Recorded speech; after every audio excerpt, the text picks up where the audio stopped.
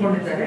ಹಾಗಾಗಿ ಎಲ್ಲರಿಗೂ ಕಾರ್ಯಕ್ರಮವನ್ನ ಅನಿಸಿಕೆಗಳನ್ನ ಕೊಟ್ಟಿದ್ದಾರೆ. ಅವರೆಲ್ಲರಿಗೂ ಕೂಡ ಧನ್ಯವಾದಗಳು.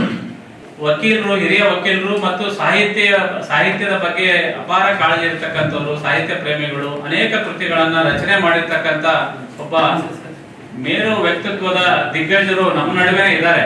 ಶ್ರೀಯುತ ಎಂ.ಆರ್. ಸತ್ಯನಾರಾಯಣ ಸರ್ ಅವರು. ಯಾಕಂದ್ರೆ ಎಂ.ಆರ್. ಸತ್ಯನಾರಾಯಣ ಸರ್ ಅವರು ಬರೀ ನಮ್ಮ ಶಿವಮೊಗ್ಗಕ್ಕೆ ಮಾತ್ರ ಹೆಮ್ಮೆ ಅಲ್ಲ, ಒಂದು ಅಂತಾರಾಷ್ಟ್ರೀಯ ಮಟ್ಟದ ವ್ಯಕ್ತಿತ್ವ ಇರತಕ್ಕಂಥ ಒಬ್ಬ ವ್ಯಕ್ತಿ ನಮ್ಮ ಮಧ್ಯೆ ಇದ್ದಾರೆ ಅಂತ ಹೇಳಿದ್ರೆ ತಪ್ಪಾಗ್ಲಿಕ್ಕಿಲ್ಲ. ಎಂ.ಆರ್. ಸತ್ಯನಾರಾಯಣ ಸರ್ ಅವರು. ಯಾಕಂದ್ರೆ ಅವರ ವಿಚಾರಗಳು ಬಹಳಷ್ಟು ಬಹಳ ವಿಶಾಲವಾದಂತ ನೆಲೆಯಲ್ಲಿ ಅವರ ವಿಚಾರಗಳನ್ನ ಅವರು ವ್ಯಕ್ತಪಡಿಸ್ತಾ ಇರ್ತಾರೆ. ಬಟ್ ನಮಗೆ ಅದನ್ನ ನಾವು ಎಷ್ಟರ ಮಟ್ಟಿಗೆ ಅರ್ಥ ಮಾಡ್ಕೊಳಕಾಗುತ್ತೆ, ನಾವು ಜೀರ್ಣಿಸ್ಕೊಳ್ಳೋದು ಬಹಳ ಕಡಿಮೆನೆ. ಆದ್ರೆ ಅವರ ವಿಷಯ ಅಂತ ವ್ಯಕ್ತಿತ್ವ ಅಂತವ್ರು ನಮ್ಮಲ್ಲಿ ಅವರು ನಮ್ಮ ಊರಿನವರೇ, ಅದು ನಮಗೆ ಬಹಳ ಹೆಮ್ಮೆ. ಅದರಿಂದ ನಮ್ಮ ಚಿಂತಕರ ಚಾವಡಿಯನ್ನ ಉದ್ಘಾಟನೆ ಮಾಡ್ಲಿಕ್ಕೆ ಅವರೇ ಸಮರ್ಥರು ಅಂತಕ್ಕಂಥ ಒಂದು ಅಭಿಪ್ರಾಯ ಎಲ್ಲರಲ್ಲೂ ಒಕ್ಕರಲಿಂದ ಬಂತು ನಮ್ಮ ಸಭೆಯಲ್ಲಿ. ಉದ್ಘಾಟಕರಾಗಿ ಬಂದಂತ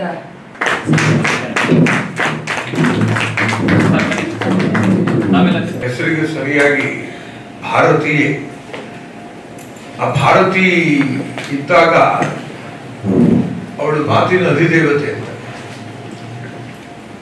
ಅವಳು ಸೃಷ್ಟಿ ಮಾಡೋ ಆ ಪದಗಳು ಏನಿದಾವೆ ಅವುಗಳಲ್ಲಿ ಎಷ್ಟನ್ನು ನಾವು ಬಳಸ್ತೇವೆ. ನನ್ನನ್ನ ಬಸವರಾಜ್ ಕರೆದಾಗ ನಾನು ಹುಡುಗರು ಬಹಳ ಉತ್ಸಾಹಿಯವರು. 4-5 ವರ್ಷದ ಕೆಳಗೆ ಯಾವುದೋ ಕಾರಣಕ್ಕೆ ನನಗೆ ಫೋನ್ ಮಾಡಿದ್ರು, 1-2 ಸಲ ಬಂದಿದ್ರು. ಕೆಲವು ಸಲ ಹೊರಟಾಗಿ ಉತ್ತರ ಕೊಟ್ಟು ಕಳಿಸಿದ್ದೆ ಅವ್ರನ್ನ. ಏನೂ ಬೇಸರ ಇಲ್ಲದೆ ಅದೇ ಅಭಿಮಾನದಲ್ಲೇನೆ ನನ್ನ ನೋಡ್ತಾ ಬಂದಿದ್ದಾರೆ. ಅವರೇ ದೊಡ್ಡವರೀಗ, ನಾನೇ ಸಣ್ಣವ್. ನಾನು ಕರೆದ್ರು. ಈ ರೀತಿ ಒಂದು ಆಲೋಚನೆ ನನ್ನ ತಲೆಯಲ್ಲೂ ಒಂದಷ್ಟು ಕಾಲ ಬಂದಿತ್ತು. ನಾವುಗಳು ಎಲ್ಲೋ ಚದುರಿ ಹೋಗ್ಬಿಟ್ಟಿದ್ದೇವೆ. ಇರೋ ಸಂಘ ಸಂಸ್ಥೆಗಳಲ್ಲಿ ಬೇರೆ ಬೇರೆ ಏನೇನೋ ಕೆಲಸ ಕಾರ್ಯಗಳು ನಡೀತಿರುತ್ತೆ. ಈ ರೀತಿ ಅದು ಸಾಹಿತ್ಯ ಇರಬಹುದು, ಸಂಗೀತ ಇರಬಹುದು, ಕಾನೂನು ಇರಬಹುದು, ಸಮಾಜದ ಬೇರೆ ಬೇರೆ ಈ ಸಮಸ್ಯೆಗಳು ಜ್ವಲಂತ ಅಂತೇವಲ್ಲ, ಅಂದ್ರೆ ಹೊತ್ತು ಉರಿತಾ ಇರೋ ಸಮಸ್ಯೆಗಳಿರ್ಬೋದು. ಇವುಗಳ ಬಗ್ಗೆ ಆದಷ್ಟು ಸಮಾಜಕ್ಕೆ ಅದನ್ನು ತಲುಪಿಸದೇ ಇದ್ರೆ ಸಮಾಜವೇ ಒಂಥರ ಆಗುತ್ತೆ, ನಾವುಗಳೇ ಒಂಥರ ಆಗ್ತೇವೆ, ನಾವು ಹುಚ್ಚರಾಗಿಯೂ ಕಾಣ್ತೇವೆ.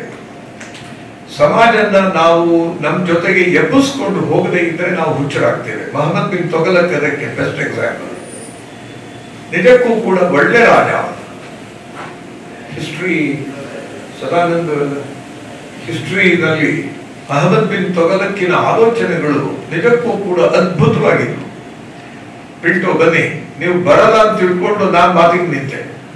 ಅವರು ಬಂದ್ಮೇಲೆ ಮಾತಾಡೋದು ಕಷ್ಟ. ಪಿಂಟೋ ಕೂಡ ಸುಮಾರು 191 ಪುಟಗಳಿವೆ. ಈ ಪುಸ್ತಕವನ್ನು ಓದಿದಾಗ ನನಗೆ ಅನಿಸ್ತು, ಇದು ಒಂದು ಚಲನಚಿತ್ರವಾಗಿ ಬಂದ್ರೆ ಹೇಗಿರುತ್ತೆ ಅಂತ. ಚಲನಚಿತ್ರ ಅಂತಂದ್ರೆ ಬಾಹುಬಲಿ ಅಂತ ಚಲನಚಿತ್ರ, ಯಶ್ ಅವರು ನಟಿಸಿರುವ KGF ಚಲನಚಿತ್ರ. ಆ ರೀತಿ ಬಂದ್ರೆ ಸುಮಾರು 200 ವರ್ಷಗಳ ಹಿಂದೆ ನಮ್ಮ ಕರ್ನಾಟಕದಲ್ಲಿ ಎಂತ ಅದ್ಭುತವಾದ ಒಬ್ಬ ವ್ಯಕ್ತಿ ಇದ್ದ, ಏನೇನು ಕೆಲಸ ಮಾಡ್ದ ಅನ್ನುವ ಒಂದು ಪರಿಕಲ್ಪನೆಗಳು ನಮ್ಮ ಸ್ನೇಹಿತರುಗಳೇ ಬಂದು ಸಾಕು, ಯಾವ್ದಾದ್ರು ಒಂದು ವಿಷಯವನ್ನ ತಗೊಂಡು ಚರ್ಚೆ ಮಾಡಬಹುದು ಅನ್ನೋ ನಿಟ್ಟಿನಲ್ಲಿ ಈ ಚಿಂತಕರ ಚಾವಡಿ ಹುಟ್ಟಿ ಬಂದಿದೆ. ಇವತ್ತು ದಿವಾನ್ ಪೂರ್ಣಯ್ಯನವರ ಬಗ್ಗೆ ನಾನು ಮಾತಾಡಬೇಕು ಅಂತ ಆ ಪುಸ್ತಕವನ್ನ ಲೇಖಕರಾದ M.L. ಸುಂದರರಾಜ್ ಅವರ ಮೂಲಕ ಪಡೆದು ಓದ್ಕೊಂಡು ಬಂದಿದ್ದೇನೆ. ನಾನು ಮಾತಾಡ್ತಕ್ಕಂಥ ಸಂದರ್ಭಗಳಲ್ಲಿ ಸಾಮಾನ್ಯವಾಗಿ ಇಬ್ರು ಪ್ರಸಿದ್ಧವಾದ ಲಾಯರ್ಸ್ ಇದ್ದಾರೆ. ಆಡು ಮಾತಿನಲ್ಲೇ ಕೇಸ್ ಹಾಕ್ಬಿಡ್ತಾನೆ ಅನ್ನೋ ವರ್ಡ್ ಬಂದ್ಬಿಡುತ್ತೆ. ನಾನು ಇಬ್ಬರು ಬಾಯಲ್ಲೂ 2 ಮಾತುಗಳನ್ನು ಕೇಳಿದೆ. ಹಾಗೆ ದಿವಾನ್ ಪೂರ್ಣಯ್ಯನವ್ರ ಬಗ್ಗೆ ಮಾತಾಡ್ತಕ್ಕಂಥ ಸಂದರ್ಭದಲ್ಲಿ ಏನಾದ್ರೂ ಕೇಸ್ ಹಾಕ್ತಕ್ಕಂಥ ಸಂದರ್ಭಗಳು ಬಂದ್ರೆ ದಯಮಾಡಿ ಕ್ಷಮಿಸಬೇಕು ಅಂತ ಕೇಳ್ಕೊಳ್ತೇನೆ. ಬಟ್ ಆದ್ರೆ ನಾನು ಇಲ್ಲಿ ಪ್ರಾಕ್ಟೀಸ್ ಮಾಡೋದ್ರಿಂದ 25 ವರ್ಷದಿಂದ ನೋಡ್ತಾ ಇದ್ದೀನಿ. ನಮ್ಮ ನ್ಯಾಯಾಂಗ ವ್ಯವಸ್ಥೆಯಲ್ಲಿ ನಾನು ನಂಬಿಕೆ ಇಟ್ಕೊಂಡಿದ್ದೀನಿ. ಆ ನಂಬಿಕೆ ತಕ್ಕನಂಗೆ ನ್ಯಾಯಾಂಗ ವ್ಯವಸ್ಥೆ ಇದೆ ಅಂತ ನಾನು ಹೇಳ್ತೀನಿ. ಯಾಕಂದ್ರೆ MRS ಅವರು ತುಂಬಾ ಕರಪ್ಟಿವ್ ಆಗಿದೆ ಅಂತ ಅಂದ್ರು. ಬಟ್ ನಾನು ಅದಕ್ಕೆ ವಿರುದ್ಧವಾಗಿ ಹೇಳ್ತೀನಿ, ನಮ್ಮ ನ್ಯಾಯಾಂಗ ವ್ಯವಸ್ಥೆ ಇನ್ನೂ ನಾನು ಕಂಡಂಗೆ ನನಗೆ ಅನುಭವದಲ್ಲಿ ಅದಿಲ್ಲ. ನಾನು ಕ್ರಿಮಿನಲ್ ಸೈಡ್ ಪ್ರಾಕ್ಟೀಸ್ ಜಾಸ್ತಿ ಇದೆ, ಸಿವಿಲ್ ಸೈಡ್ ಕಮ್ಮಿ ಇದೆ. ಬಟ್ ಆ ಒಂದು ವ್ಯವಸ್ಥೆ ನನಗೆ ಕಂಡು ಬಂದಿಲ್ಲ. ಎಲ್ಲ 1% 2% ಅಂತೆ ಕಂತೆಗಳಲ್ಲಿ ಹೋಗ್ತಾರೆ. ಈಗ ಯಾವುದೋ ಒಂದು ಕೇಸಲ್ಲಿ ಒಬ್ರಿಗೆ ಅನುಕೂಲ ಆಗುತ್ತೆ, ಒಬ್ರಿಗೆ ಅನಾನುಕೂಲ ಆಗುತ್ತೆ. ಅನುಕೂಲ ಆದನು ಒಳ್ಳೆ ಜಡ್ಜ್ ಅಂತಾನೆ, ಅನಾನುಕೂಲ ಆದನು ಅವ್ನು ಜಡ್ಜ್ ಸರಿ ಇಲ್ಲ, ಕರಪ್ಟಿವ್, ಇನ್ನೇನೋ ಅಲಿಗೇಷನ್ ಮಾಡ್ತಾನೆ.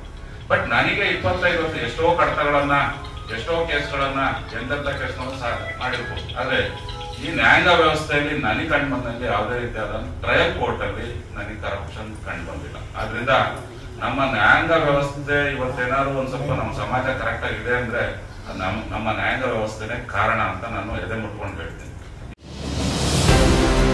ಬೇಕರಿ ತಿನಿಸುಗಳಿಗಾಗಿ ಒಮ್ಮೆ ಭೇಟಿ ನೀಡಿ.